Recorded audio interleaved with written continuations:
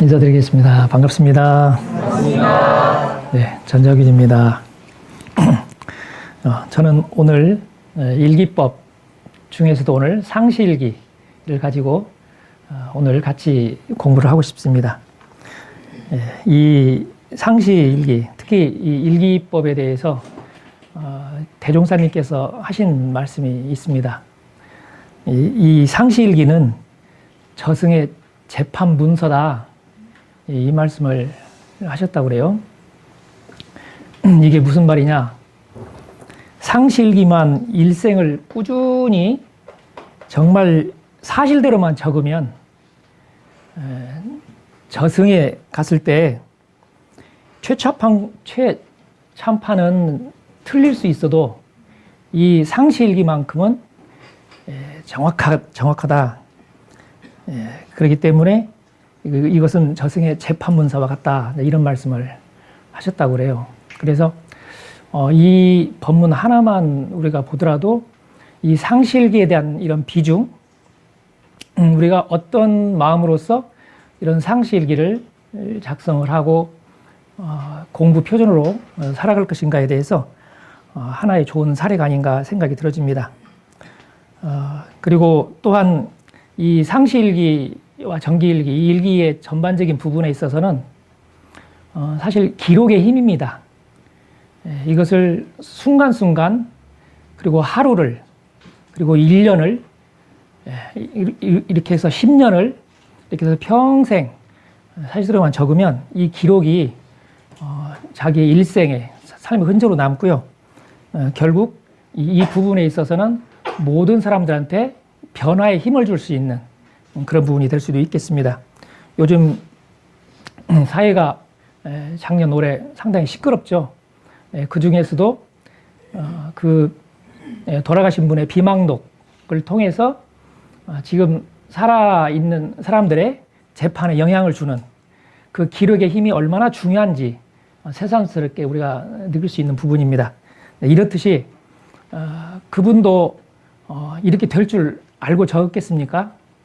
그러나 그때 하나하나 적는 부분에 있어서는 사실에 입각해서 또 적었을 거고, 그것을 기록에 남겨서 어떤 부분에 어떻게 영향을 끼칠지 모르게 적었지만은 추후에는 그렇게 반영이 돼서 역사를 바꾸는 힘이 됐습니다. 그만큼 이 기록의 힘이라는 것은 대단히 중요합니다. 그렇기 때문에 우리 상시일기와 정기일기, 이런 부분들이 우리 삶에 있어서 얼마나 중요한지, 그런 필요성은 누구나 다 알고 있으라고 봐지고요.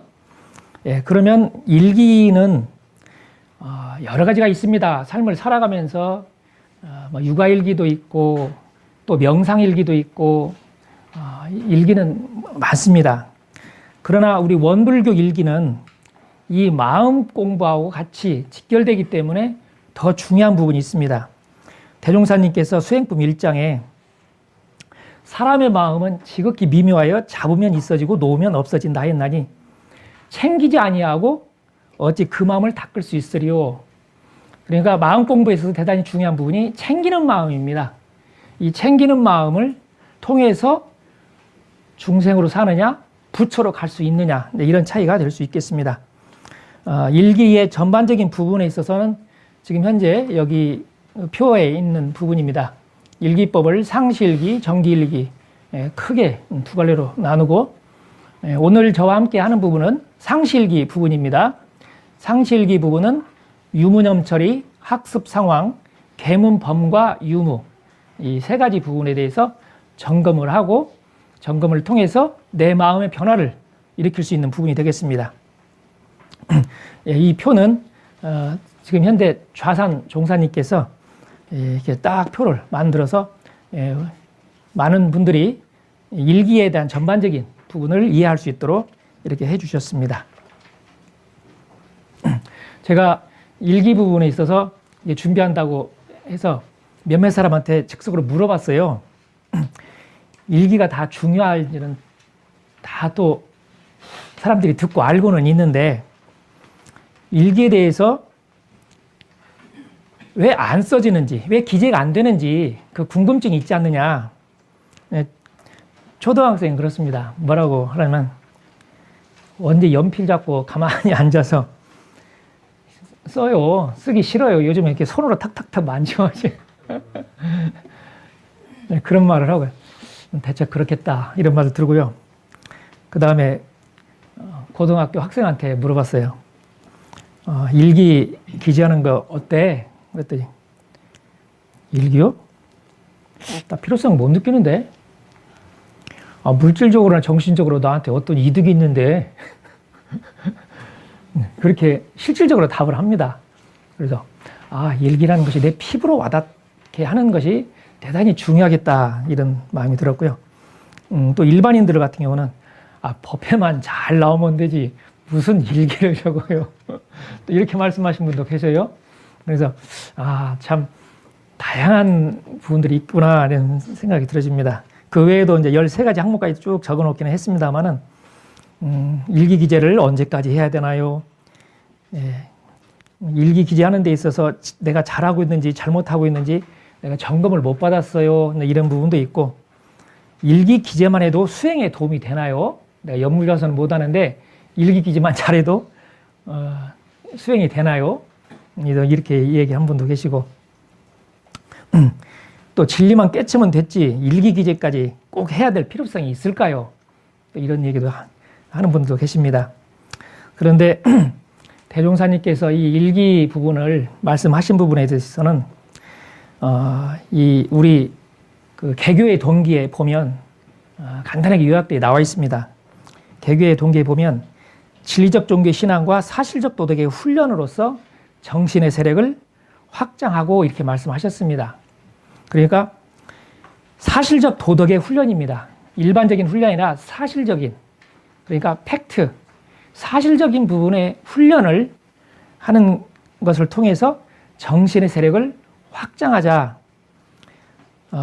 이것을 볼 때 우리 일기 기재의 목적도 같이 부합된다 이렇게 말씀드릴 수 있겠습니다. 일기 기재 하나만 가지고도 선천시대의 종교와 후천시대의 종교 이 부분이 갈릴 수도 있겠다. 이렇게 봐집니다.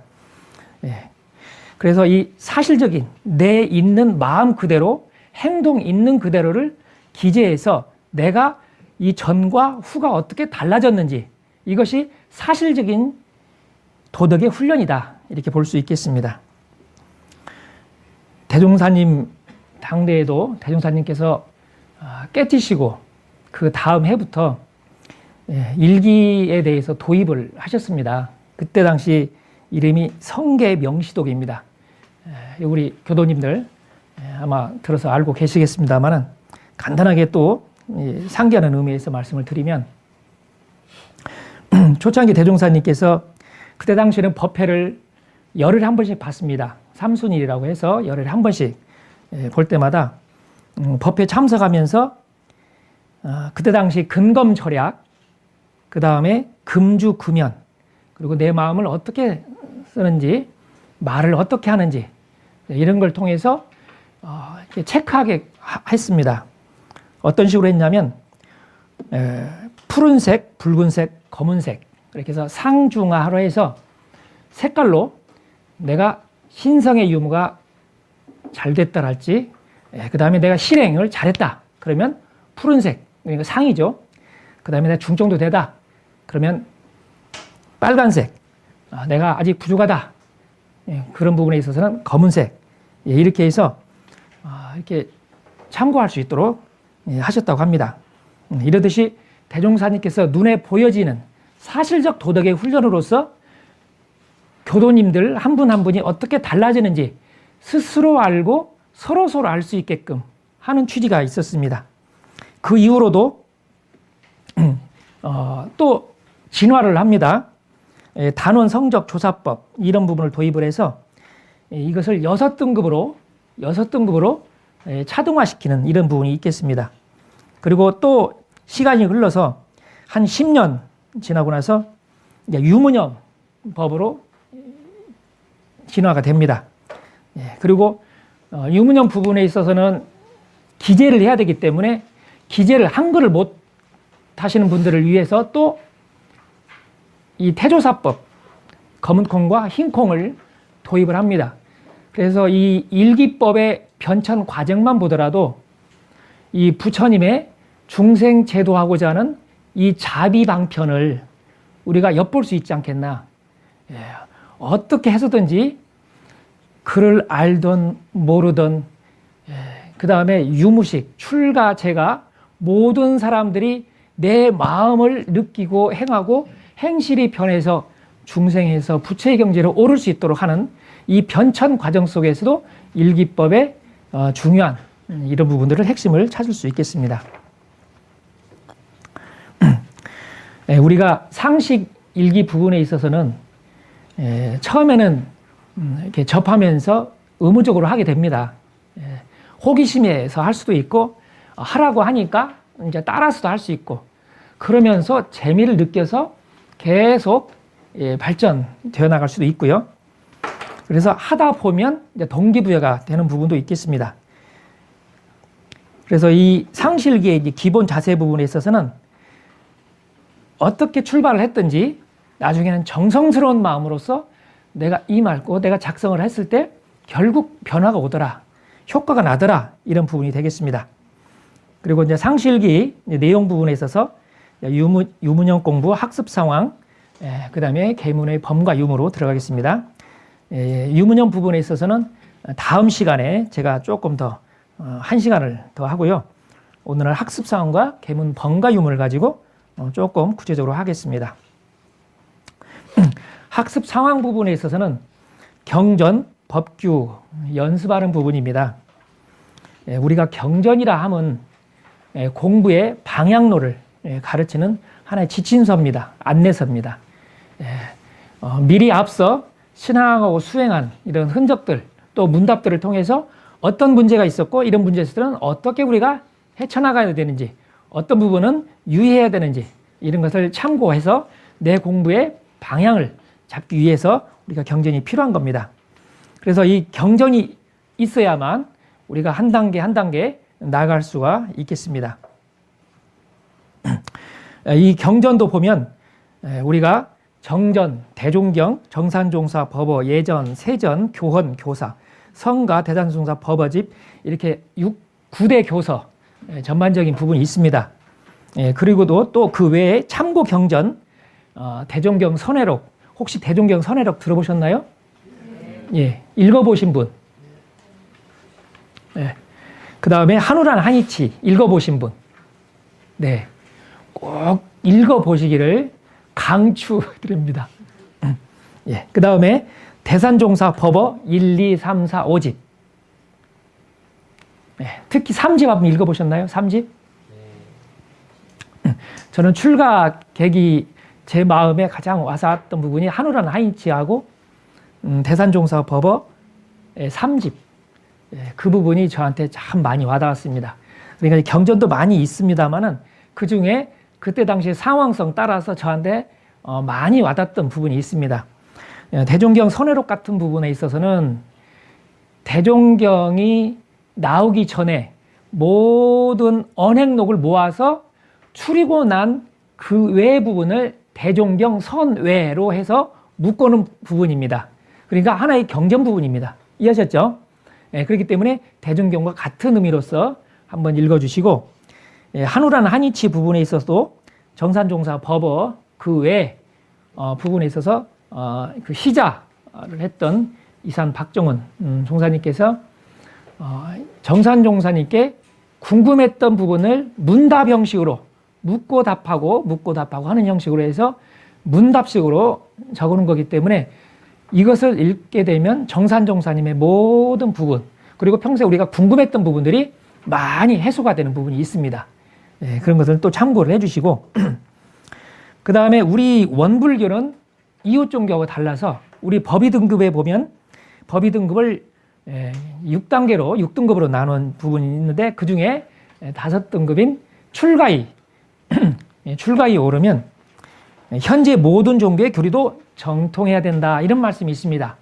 그러면 이웃 종교의 경전 부분도 우리의 경전처럼 어느 급에 올라가면 공부, 참고를 해야 된다, 이런 말씀입니다. 이해하셨죠? 그만큼 우리는 이웃 종교의 그런 언행록도 공부의 방향로를 잡는데 대단히 중요한 부분이 되겠습니다. 그런데 여기에서 경전에 대한 부분에 있어서 공부하는 방법이 두 가지가 있습니다. 처음에 입교하는 부분에 있어서 초입 단계 부분에 있어서는 다독을 권해드립니다. 다독이라 함은 많이 읽는.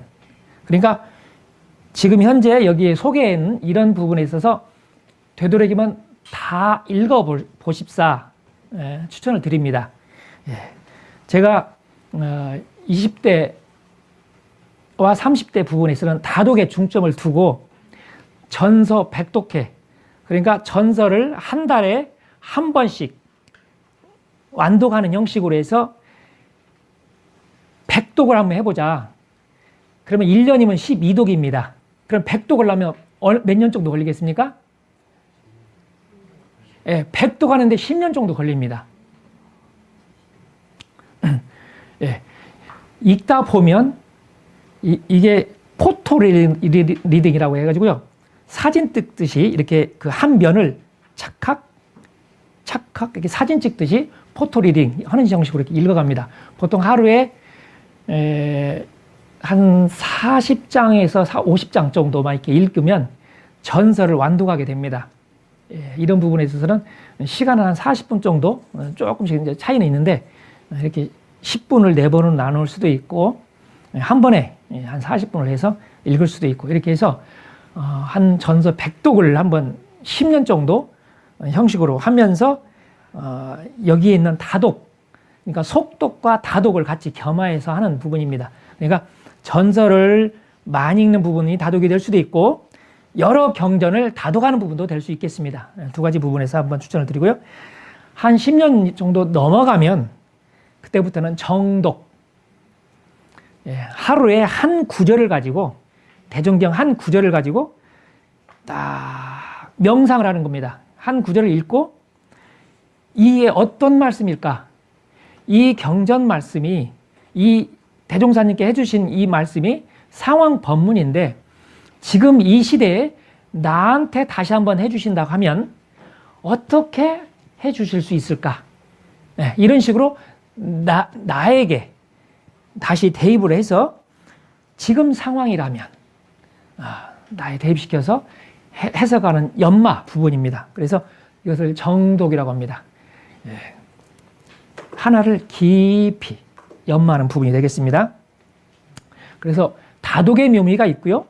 정독의 묘미가 있습니다. 이 두 가지를 한번 체험을 해보시고 같이 이것도 서로 나눠보면 상당히 많은 또 재미를 공유할 수 있으리라고 봐지고요. 그 다음에 경전 법규 연습이라고 하는데 우리가 경전에 대해서는 중요성을 다 알아요.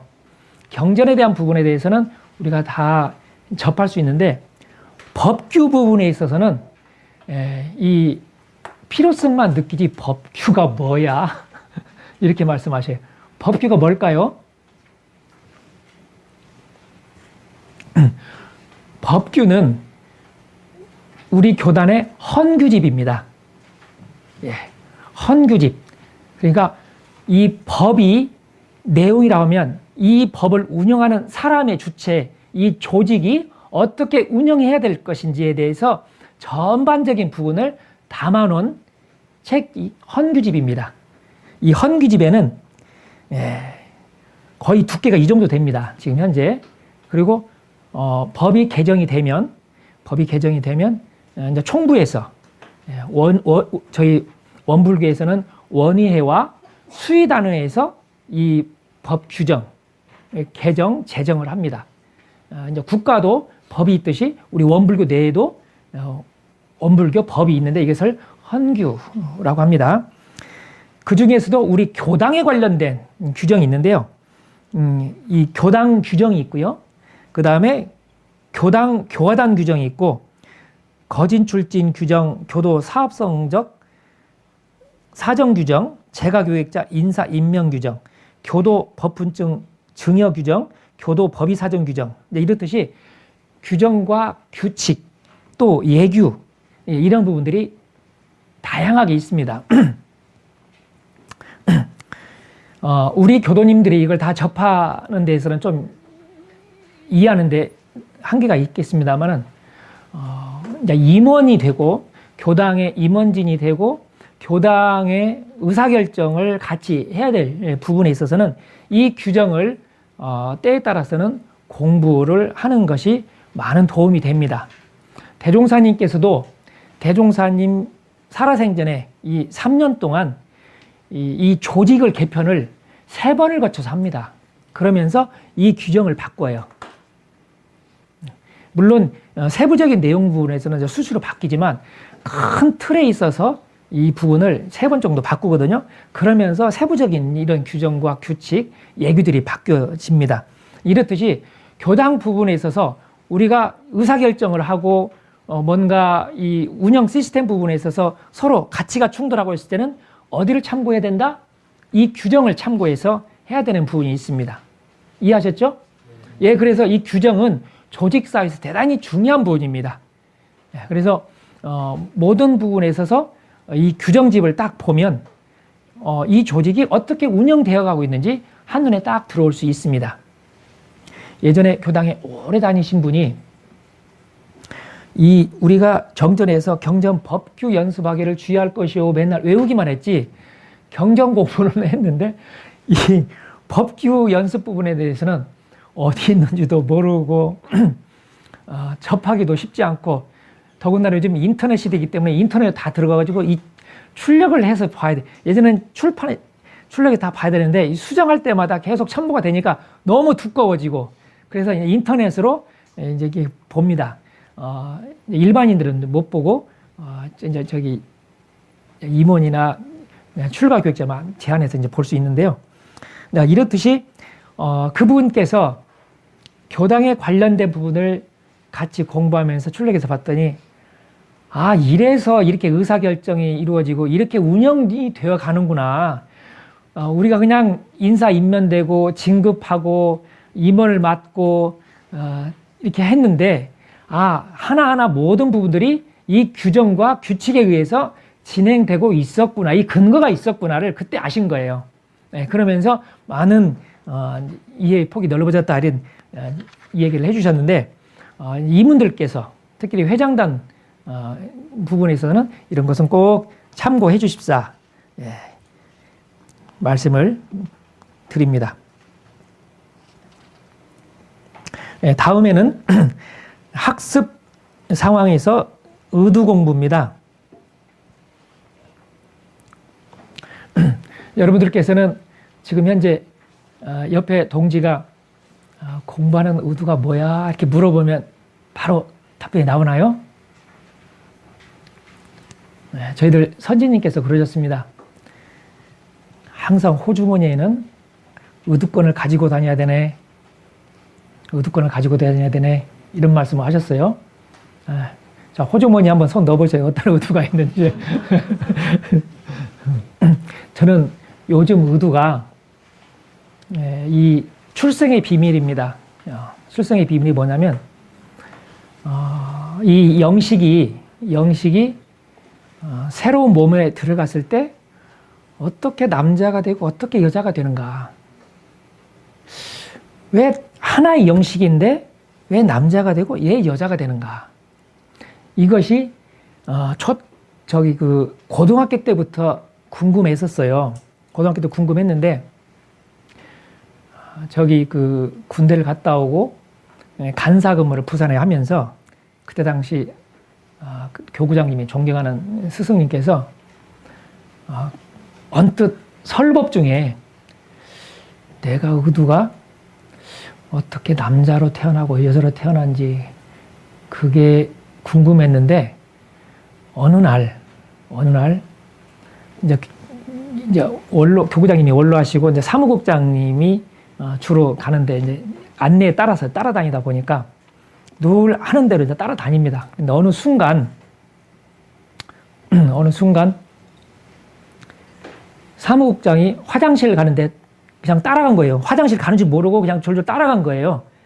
근데 보니까 남자 화장실인 거예요. 제가 그 말씀을 듣고 그때 당시 어떻게 말씀을 해주셨냐면 걸어가면서도 의두를 연마를 하고 있는데 남자 화장실에서 여자인 내가 딱 보는 순간 그게 풀렸다. 그 말씀을 듣는데 제가 그때 풀렸어요. 그런데 한 20년이 지난 지금 매해져 버렸어요. 그때 당시는 알았는데 제가 매해져 버렸어요. 왜냐하면 자력으로서 이게 깨친 것이 아니고 스승님이 깨친 부분에 있어서 제가 묻어가는 부분이 그냥 쉽게 얻었던 부분이기 때문에 시간이 지나니까 매해져 버리더라고요. 내가 그때 알았었는데 내가 열쇠를 늘 가지고 다니는데 열쇠를 못 찾는 거예요. 그래서 이게 쉽게 깨치는 것과 정말 내가 의두 연마를 통해서 깨친 것과의 차이가 여기에 있었구나를 제가 새삼스럽게, 그래서 지금 다시 시간이 많이 흘른 지금 다시 또 거의 한 25년이 지난 지금에 다시 또 잡습니다. 왜? 남자로 태어나고 여자로 태어났는지. 오늘 통해서 이 문을 나가는 순간 나의 의도는 뭐지? 호주머니 넣을 때마다 내 의도는 뭐지? 다 함께 한번 호주머니 한번 손 넣으면서 내 의도는 뭐지? 한번 같이 해보겠습니다. 시작. 내 의도는 뭐지? 네. 예, 되도록이면 의도 부분에 있어서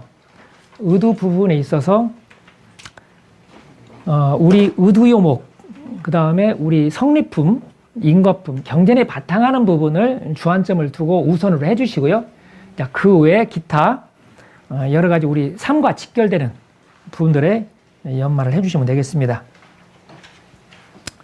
그런데 이 의두연마를 언제가 가장 잘 되는가 했더니 화장실 갈 때가 잘 되는가 봐요. 우리 고속도로 휴게소도 가면 꼭 명언을 화장실 앞에다 붙여놓습니다. 아마 안에 있는 모든 것을 다 비우면 그 명언이 싹 들어오게끔 그런 의미인지, 아니면 비우는 순간 내 마음이 가벼워서 쉽게 와닿는 것인지, 이제 여러 가지 있을 수도 있겠습니다만은, 우리가 이 의두 연마 시간 부분을 수시로 때때로 해야 되겠지만 초반에는 그게 안 돼요. 그렇기 때문에 좌선 시간 이후에 잠깐 한다랄지, 저녁 연불 이후에 잠깐 한다랄지, 이렇게 시간을 때를 정해가지고 하는 부분이 대단히 중요하겠습니다. 그래서 일기법원의 부분에 있어서는 초입자에 있어서는 시간을 딱 정해놓고 했다 0표, 안 했다 X표, 이렇게 해서 일기에 하는 부분이 필요합니다. 학습 상황 부분에 있어서 의두연마를 내가 했다 안 했다, 초반에는 많이 잡으면 안 되기 때문에 아침 좌선 후에, 저녁 연불 후에 잠깐 이해만 내가 하겠다, 그러면 했다 안 했다 이렇게 표시가 되죠. 이런 식으로 일기 기재를 해 나가면 되겠습니다. 그런데 여기서 꼭 하나 또 짚고 넘어가야 될 부분이 있죠. 의심이 걸리지 않는다. 나는 왜 의심이 걸리지 않아요? 다른 사람들은 다 의심이 걸리는데 왜 의심이 걸리지 않아요? 당연한 겁니다. 왜냐하면 관심사가 다른 곳에 있었기 때문에. 아마 관심사만 조금 바뀌면 이제 또 들어올 수 있습니다. 어느 계기가 되면. 그런데 중요한 부분이 이 의도 부분에서는 일과 이치거든요. 이 이치 부분에 있어서는 특히나 자연의 이치, 우리 삶의 이치, 이런 부분인데, 예전에 이 도시가 발전되기 전에는 이 자연과 접하는 부분이 많았습니다. 자연과 접하면서 우리 삶의 모든 부분이 의심이 있을 수밖에 없었어요. 대표적인 예로 제가 생사 부분, 죽음에 대해서 관심이 많습니다. 그래가지고 그런 부분에 대해서 한 2년 동안 윤회를 가지고 공부를 많이 좀 하고 있는데, 연마를 하고 있는데, 특히 죽음 부분에 있어서 지금 현재 도시인들 부분에 있어서는 죽음을 접하는 것이 어렵다. 공감하십니까? 죽음을 접하는 것이 병원이나 장례식장, 더구나 직계가 아니면 접해보는 것이 어렵다는 거죠. 차단되었다는 겁니다. 그러니까 의두 연마할 수 있는 근본적인 문제에 왜 그러지? 이렇게 접할 수 있는 기회가 없다라는 겁니다. 특히나 죽음을 공부하는 이 생사에 관련된 부분을 하신 분들이 대체적인 의견들이 현실에 너무 차단되어 있다. 이 사이버 세계랄지 가상 공간의 세계에 우리가 너무나 많은 시간을 할애한다. 이런 부분입니다. 그래서 생로병사. 서가모니 부처님께서도 출가 동기가 사문유관을 하면서 의심이 걸렸잖아요. 이 자연 현상. 그러듯이 우리가 이 의심이 걸리지 않는 부분에 대해서는 다시 한번 우리 삶에 대해서 가까운 곳에 있는 부분들을 한 번 정도 찾아보면 찾을 수 있습니다. 그 중에 하나가 이제 꿈이 될 수도 있습니다. 반복된 꿈을 내가 꾼다. 왜 그러지? 그러면 이 꿈과 관련된 부분에 있어서 내가 꿈을 꾸지 않았을 때는 나는 어디에 있지? 이렇게 직결될 수도 있고요. 또 가족의 생사. 그러면 천도 부분. 사람이 죽으면 어디로 가지? 나는 어디로 오지? 그래서 1년 미생전. 내가 오기 전에는 나는 누구였지? 나의 이름을 붙여주기 전에는 나는 누구였지? 이런 부분에 있어서 의심을 하다 보면 자연스럽게 의심이 눈덩이처럼 커지는 부분이 있습니다. 그래서 이 의심 부분에 있어서 이 의두권을 시간을 정해놓고 하는 부분이 대단히 중요하겠습니다. 이제 그 중에 하나가 이 강연 주제 부분이 의두연마가 잘 되죠. 우리 이 안암교당 교도님들은 강연이 돌아오면 힘들죠. 한 번은 제가 훈련원에 근무하는데 김재원 교무님이 장교모 교도들이 훈련을 참석하려고 하질 않아. 왜요?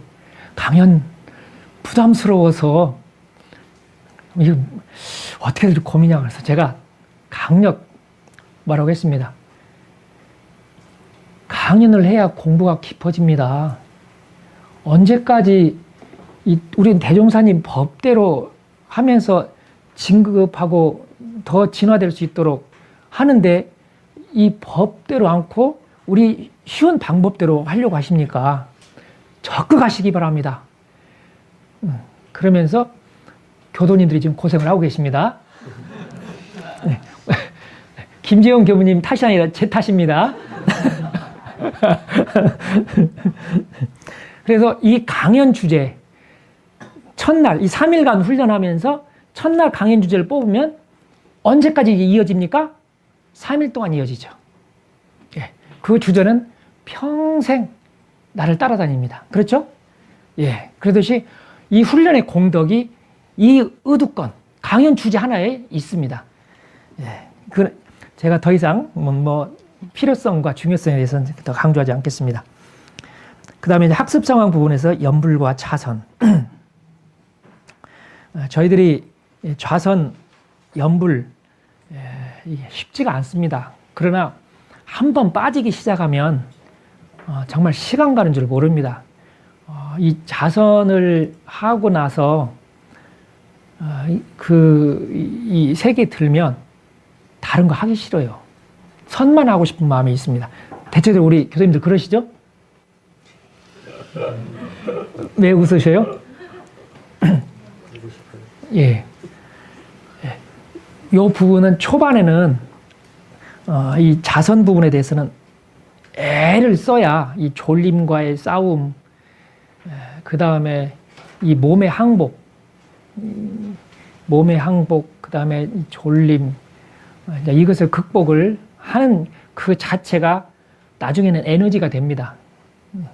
사실은 건강하기 때문에 졸음이 오는 거고 건강하기 때문에 번뇌가 들끓는 거거든요. 그만큼 에너지가 있기 때문에 이 에너지의 방향만 바꾸면 저는 공부가 순숙될 수 있다. 저는 그렇게 봐집니다. 그래서 이 부분도 초반에는 어려운데 연불도 딱 정해놓고 하는 것이 대단히 중요합니다. 좌선도 딱 정해놓고 하는 것이 중요하고요. 이 젊은 부분에 있어서는 주로 우리가 훈련 때만 하게 되는데 상시에는 어떻게 할 것인가가 늘 고민입니다. 그렇죠? 저희 어머님께서도 시골에 혼자 사셔요. 70대 이제 후반 쪽으로 이제 가시는데, 혼자 더군다나 겨울에 문 닫고 있게 되면 12시간을 혼자 있게 됩니다. 그러면 이 적적함을 이 공부로 채우는 이 부분이 한정이 있어요. 그러니까 늘 TV로 시간을 보내게 되는데, 그러다 보니까 또 잠을 혼자 자게 되면 이제 꿈도 이제 꾸게 되고, 그래서 이 꿈과 연결이 되고 여러 가지 이 정신적인 부분에 있어서 일심 공부도 하게 필요성 느끼고, 대종사님의 이 연불도 이게 필요성을 느껴서 제가 가만히 곰곰이 연마를 해봤어요. 어떻게 혼자 계신 어머니께 연불, 기도, 독경을 할 수 있게끔 해드릴까. 이게 한 1년 동안 연마를 하다가 제가 착안한 것이 처음에는 이 독경집도 틀어보고 스스로 시간을 정해서 이렇게 해보기도 했어요. 그런데 한계가 있더라고요. 어느 정도 시간이 되면 이 에너지가 떨어져요. 그런데 직접적인 연결, 예를 들면 내가 뭔가 성취하고 싶은 것이 있어요. 그리고 내 꿈속에 뭔가 해결되지 않는 부분이 있어요. 이런 것을 찾아서 기도와 함께, 이 기도와 함께 한 1000일이랄지 어느 일정한 기간 동안 시간을 정해놓고 밤 9시 반, 딱 알람, 휴대폰에 알람을 정해놓고 알람이 울리면 이 독경을 하고 기도문을 하시고 하시면 어떻겠습니까? 이렇게 했어요. 그리고 기도금도 하루에 1000원씩 딱 모아서 교당에 갖다 드리고, 그러니까 혼자 하는 것이 아니라 내가 이렇게 했습니다 하는 것을 교당 교무님께 보고를 할 수 있도록 이렇게 서로 연결을 해드렸어요. 그랬더니 어머니께서 지금 현재 한 달이 2달 정도 되어 가는데 이제는 잠도 잘 자고 잘 된다. 처음에는 또 안 됐는데 중간에 제가 개입된 게 뭐였냐면, 제가 가서 목탁을 두드리면서 어머니 휴대폰으로 어머니 목소리를 녹음을 했어요. 어머니 목소리를 녹음을 해서 어머니 스피드, 속도, 그 다음에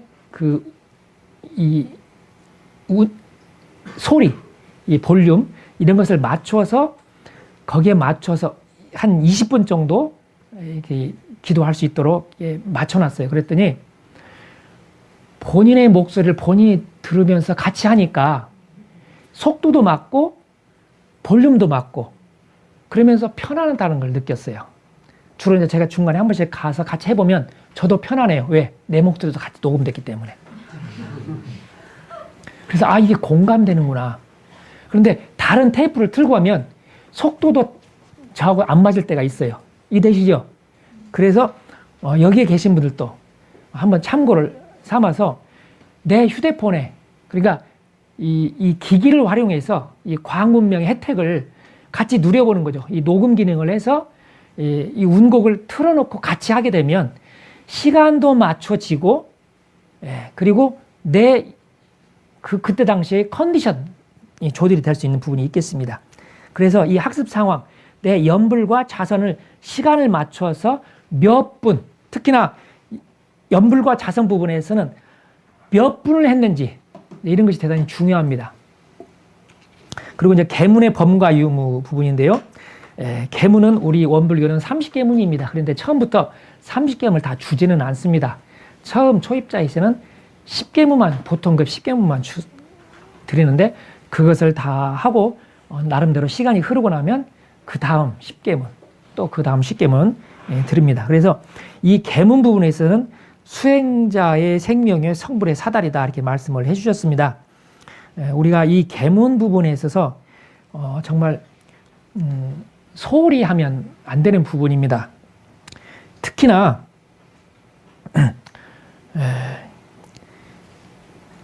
이 생명과 관련된 계문이 있죠. 우리 교재에도 이 업을 생계로 하는 분이 본인은 공부를 하고 싶은데 생계를 유지하는 데 있어서 고개를 잡는 게 늘 꺼려진다, 이렇게 제대공사님께 여쭈니까 그것은 졸지에 바꾸기 어려우니까, 그러면 그 다음 29가지라도 정성스럽게 하다 보면 한 가지가 지켜진 길이 생기리라, 이렇게 답변하시잖아요. 그만큼 이 계문에 대해서도 우리가 다시 한번 생각을 해야 되는데요. 그 중에 생명과 관련된 부분의 계문은 우리가 철저히 지켜야 됩니다. 특히 요즘 그 TV에서 낚시를 가지고 지금 현재 엄청나게 이 방송 저 방송 저기를 하는데 저는 늘 그것을 보면서 마음이 이렇게 걸립니다. 이 낚시를 가지고 취미생활을 하는 것이 바람직한 것인가? 만약 윤회를 알고 인과를 안다고 하면 이분이 낚시를 할 수 있을까에 대한 생각입니다. 우리 교도님들 공감하시나요? 네, 그런 부분에 대해서는 한 번 정도 우리가 생명을 가지고 취미생활을 하는 것이 바람직한 것인가? 한번 의도 삼아서 같이 연마를 해서 이 사회에 정말 확대가 돼가지고 방송해야 될 부분에 여러 가지가 있는데 우리가 사회를 변화시키는 그런 역할까지 하면 어떨까 생각이 들었는데, 그래서 이 계문의 범과 의문에서는 우리가 이 10계문 혹은 30계문에 대해서 실행 여부, 내가 몇 번 어겼는지 횟수를 적어서 이제 적는 부분입니다.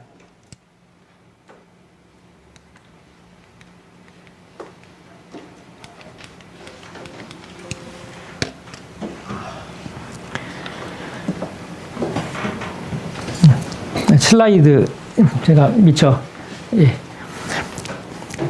제가 말로 설명을 드리겠습니다. 그 교재 한 장 넘겨 보면 계문이 있죠. 1일부터 30일까지.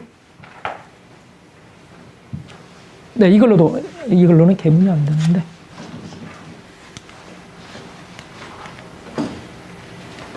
이게 화면이 좀 깨지네요. 네. 옮기다 보니까 30계문이 있고 1일부터 31일까지 저희들이 이렇게 표시를 해가 나가는데 이것을 내가 지켰는지 안 지켰는지 그리고 몇 번을 지켰는지 이렇게 횟수로 적어 나가는 부분입니다. 이렇듯이 우리가 이렇게 하나하나 이 계문대조 부분이 한 달이 되고 1년이 가고 10년이 가고 그러면 내가 어떤 계문을 많이 안 지키는지, 이 계문은 내가 해서는 안 될 일의 부분이거든요. 그렇게 되면 이 계문 부분을 나중에 유무념으로 평대기로 집중 공격하는 부분이 되겠습니다. 그래서 이런 부분들을 이렇게 표시하는 것이 대단히 중요합니다. 그래서 내가 횟수로 내가 몇 번 지키고 안 지켰는지 이렇게 해나갈 수 있습니다. 그래서 이제 이 상실기에 대한 부분에 대해서 이제 교재의 마지막 부분인데요.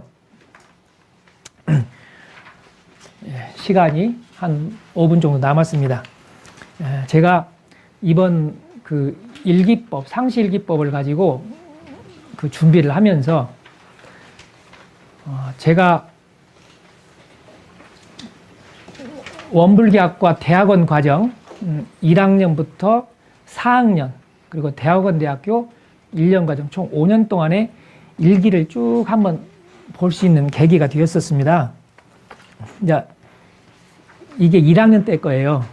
1학년 때 작성했던 부분인데 여기에 보면 그때 당시는 룸메이트가 1학년 1명, 2학년 1명, 3학년 1명, 4학년 1명 해가지고 4사람이 한 방을 서로 룸메이트가 돼서 살고 거기에 방장이 주어지고 이 1학년인 저는 이것을 방장님한테 점검을 받습니다.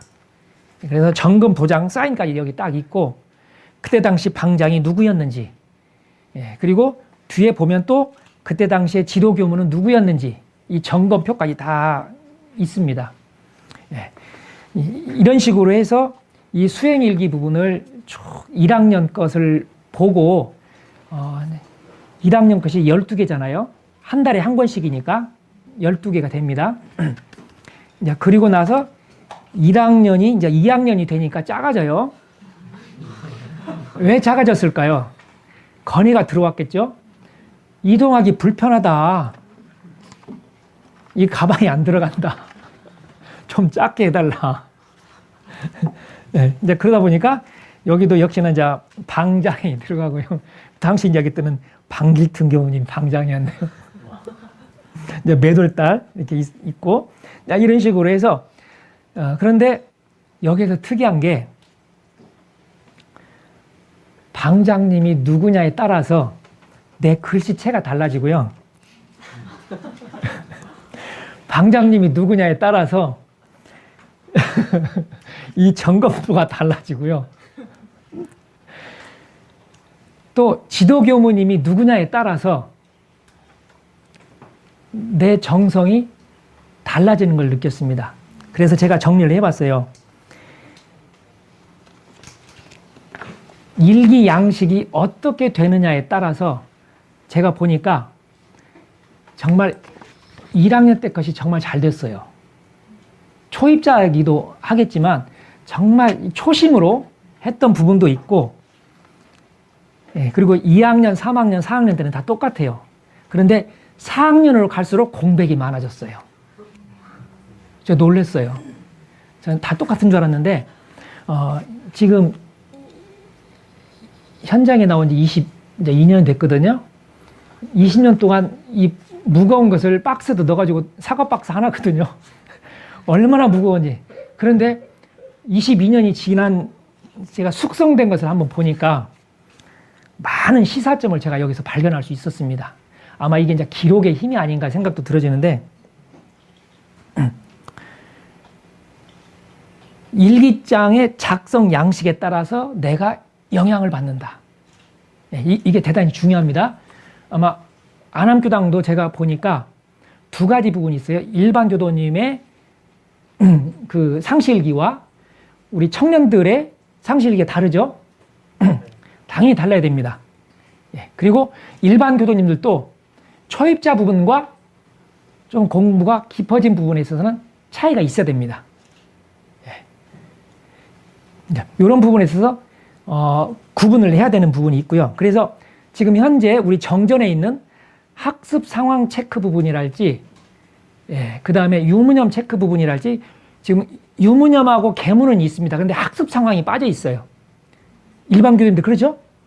학습 상황 부분이 추가돼야 됩니다. 그런 부분이 있고요. 그 다음에 일기를 기재를 상시일기를 기재를 해서 꼭 점검을 받으세요. 특히 단장님한테. 내 일기 기재했는데 단장님이 안 해준다. 교무님한테 이르세요. 그리고 교무님이 점검을 안 해주신다. 그러면 왜 안 해주시는데요? 따지세요.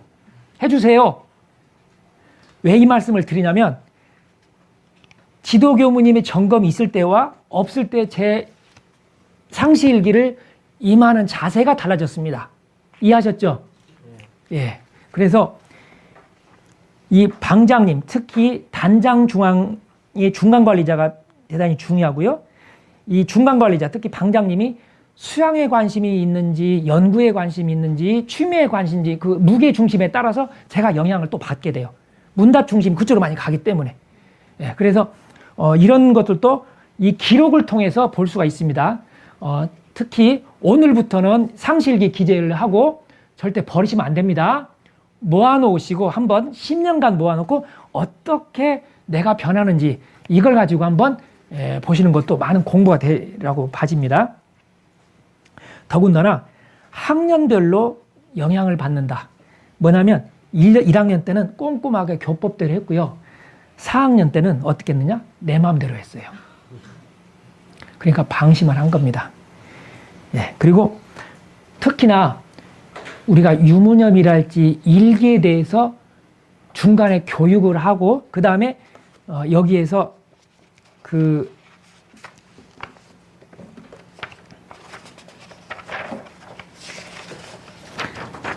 한 달 적은 것을 이렇게 한 달에 볼 수 있도록 이렇게 또 체크를 해요. 통계를 내기 위해서. 통계의 부분인데 이 작성 양식이 달라지면 작성을 못 해요. 왜냐하면 내가 해석을 하기 때문에. 그래서 이 작성 양식을 어떻게 작성해야 되는지 한 번 정도 학습을 하고 일기를 기재를 하면 확실히 달라집니다. 그래서 제가 말씀드리고 싶은 것은 이 일기 작성 부분에 대해서 우리가 지금은 공감을 해서 마음이 나아요. 필요성, 동기부여가 돼서 바로 할 수가 있는데 시간이 흐르고 나면 잊어버려요. 그러니까 일기 기재 부분에 대해서 중간에 한 번씩 성공 사례 부분을 가지고 계속 학습을 해야 내가 여기에 대해서 깊어지고 마음이 챙겨진다는 부분이 이 일기를 통해서 제가 발견을 했습니다. 이해하셨죠? 예, 그래서 우리가 일기 기재 부분을 다 알고 있다라고 하는 순간 방심을 하게 된다는 것을 우리가 알 수가 있겠습니다.